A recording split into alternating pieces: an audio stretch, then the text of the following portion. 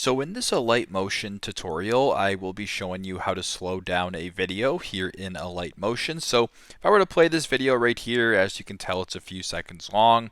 If I were to go ahead and actually make this a little bit slower, tap on the video, then sort of on this bottom bar, select the clock icon.